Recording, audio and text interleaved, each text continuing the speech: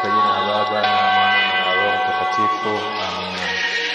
Tumsifu Yesu Kristo milele. Amina.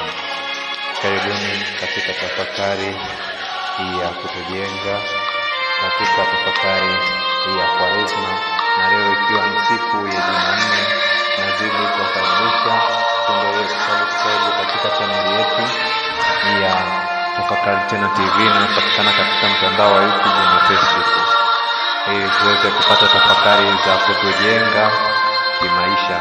Basi tafakari yetu ya leo ya somo la kwanza inatoka katika kitabu cha Nabii Isaya sura ya 55 aya ya 10 hadi ya 11, na somo la pili, somo la Injili kutoka kitabu cha Mathayo sura ya 6 aya ya 7 hadi ya 15. Karibuni tusikilize tafakari. Tuanze na somo la kwanza. Katika kipindi cha Kwaresma, neno hili kutoka kwa Nabii Isaya linafundisha mengi kuhusu nguvu ya neno la Mungu, uaminifu wake na jinsi ambavyo neema yake inavyojenga katika maisha yetu. Mafundisho haya kutoka kitabu cha Nabii Isaya yanatufundisha namna ya kuishi kwa kumtegemea Mungu na kuamini katika yeye na katika ahadi zake alizozitoa kwa ajili yetu sisi wanadamu. Basi katika neno hili, tafakari hii ya somo la kwanza, tunaona nguvu ya neno la Mungu. Isaya sura ya 55 aya ya 10 hadi ya 11 inatufundisha kuwa neno la Mungu lina nguvu kubwa. Kama mvua na theluji zinazoshuka kutoka mbinguni na kuleta matokeo bora kwa ardhi, vivyo hivyo neno la Mungu linapotolewa na kupokelewa kwa imani lina uwezo wa kuleta matokeo mazuri katika maisha yetu. Hasa katika kipindi hiki cha Kwaresma, neno la Mungu linatutia kwa toba, na tunapaswa kuamini kuwa linatusafisha na kutufanya kuwa watu wapya. Basi tukisoma katika Matendo ya Mitume sura ya 2 aya ya 37 hadi 41, tunajua kuwa siku ya Pentekoste Petro alihubiri neno la Mungu kwa nguvu, na watu waliguswa na moyo wao ukafunguka, na walijua kuwa wanahitaji kugeuka kutoka katika njia zao mbaya, yani njia za kutenda dhambi, na walibatizwa siku hiyo.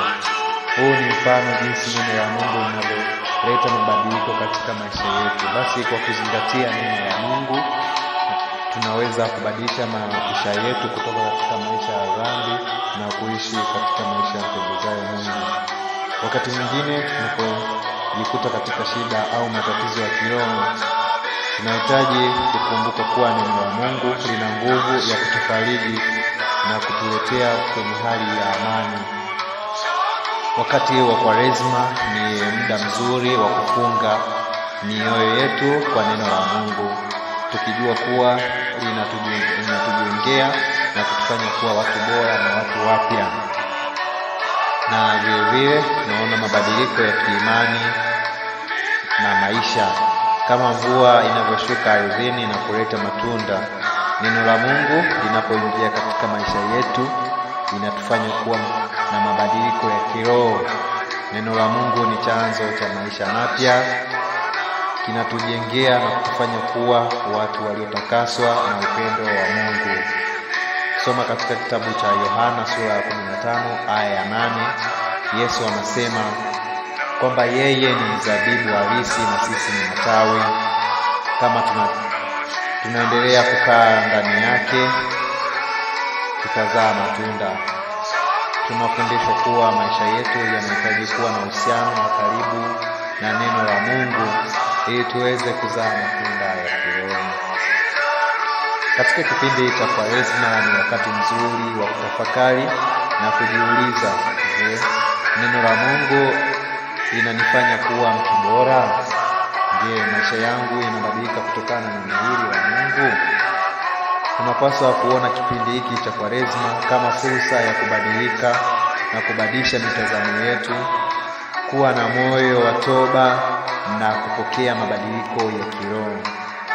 Vile vile tutaona mafanikio ya kiroho yanafika kwa kulitii neno la Mungu.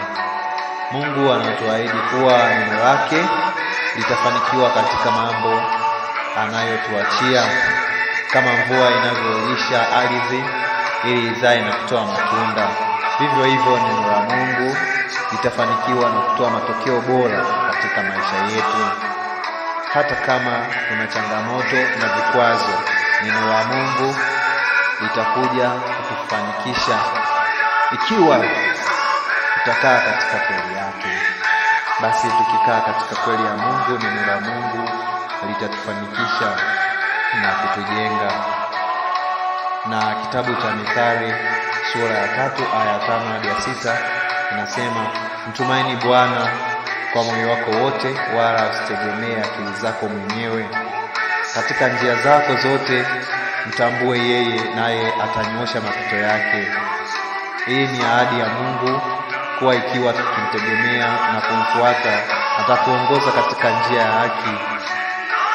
Wakati mwingine tunapokutana na changamoto za maisha, tunaweza kukata tamaa na kushindwa kuamini kuwa tutafanikiwa, lakini katika kipindi hiki cha Kwaresma tunaweza kujifunza kumtumikia Mungu na kumtumaini Mungu kwa imani na kumwachia kazi zake. Neno lake linaahidi mafanikio si tu katika maisha ya kimwili, bali pia katika mabadiliko ya kiroho. Vile vile tutaona kutubu na kuzaa matunda ya toba. Wakati wa Kwaresma ni kipindi cha toba na kurekebisha pale tulipoanguka katika maisha yetu.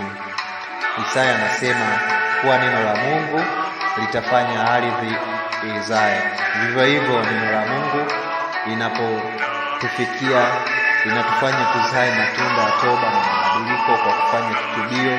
Linatuwezesha sisi kuwa watu wa mabadiliko tukifanya toba. Katika kitabu cha Mathayo sura ya 3 aya 8 inasema, basi tokeni matunda yaliyo na maana ya toba. Yaani toeni matunda yaliyo na maana ya toba. Katika kipindi cha Kwaresma tunaitwa kuzaa matunda ya toba kwa kupitia sala, kufunga na matendo mema tunayoyatenda. Hii ni fursa ya kujitahidi kuwa na maisha ya mabadiliko ya kweli kwa imani na matendo. Katika maisha yetu ya kila siku tunahitaji kutafakari kuhusu matendo yetu na kuwa na moyo wa toba.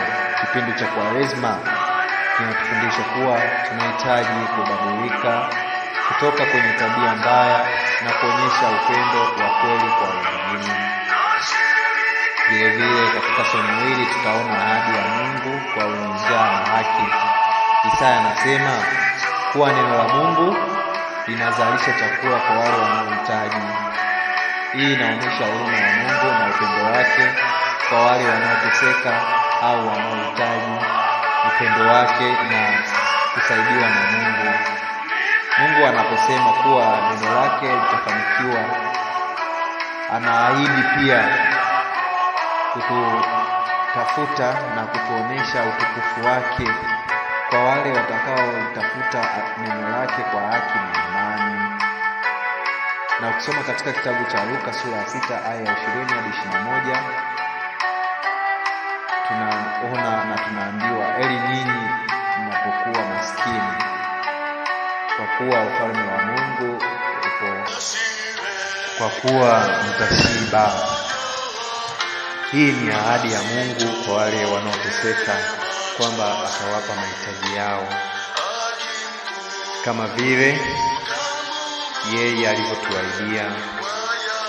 Na katika kipindi cha Kwaresma tunapaswa kufikiria kuhusu wale wanaohitaji msaada, kama vile maskini, wagonjwa au walio katika hali ya kukata tamaa. Tunaposhiriki katika kipindi hiki cha toba, yani kipindi cha kumrudia Mungu, tunaitwa kutafuta mfano wa Yesu kwa kuwasaidia wengine na kuonyesha huruma kwa wote. Basi baada ya tafakari ya somo la kwanza, tuone tafakari ya somo la pili inayotoka katika kitabu cha Mathayo sura 6 aya 7 hadi 8. Tunaona maombi yasiyo ya kijivuno, yani yasiyo ya kujivuno. Na katika kuomba kwetu Mungu anatuagiza tusiwe kama wale wanaofanya mambo yao kwa sauti kubwa, wakijionyesha mbele ya watu, kwa maana wanapokea thawabu yao. Bali nyinyi mtakapokuwa mkiomba, ingieni ndani ya chumba chenu na kufunga mlango wenu. Ombeni kwa Baba aliye na uwezo na anayeona sirini, na Baba yako anayekulilia katika sirini atawapa thawabu waziwazi. Basi Yesu anasisitizia kuwa maombi yetu yanapaswa kuwa ya kibinafsi na ya faragha, sio kwa lengo la kujionyesha mbele za watu. Wakati mwingine tunaweza kujihusisha na maombi ili tuonekane wenye haki mbele ya watu, lakini Yesu anafundisha kuwa Mungu anayejua siri ya mioyo yetu atatubariki kwa jinsi ambavyo tunamuomba kwa unyenyekevu na kwa roho ya kweli.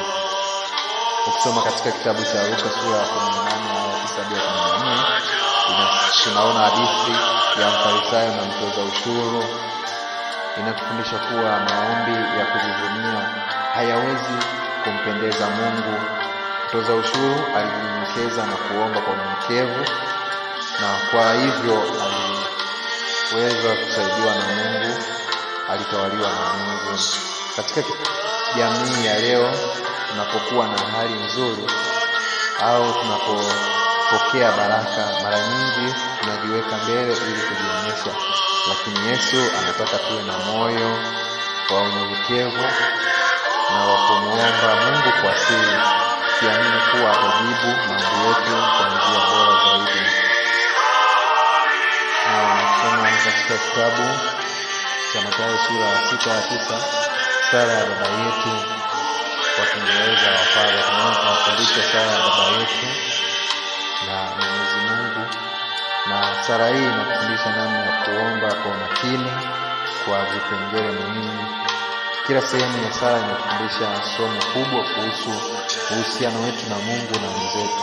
Sala ya Baba yetu ni mwongozo wa maombi bora na ni mfano wa jinsi tunavyopaswa kuomba kwa njia ya kujitolea na kumtegemea Mwenyezi Mungu. Basi baada ya tafakari, ninapenda kuwakaribisha tena tuendelee kusikiliza tafakari zinazotolewa kutoka katika studio hizi za Tafakari Tena TV, na tusisahau kusubscribe, kushare ili tafakari hizi ziweze kuwafikia watu wote na watu waweze kubadilika na kumtegemea Mwenyezi Mungu siku zote za maisha yao.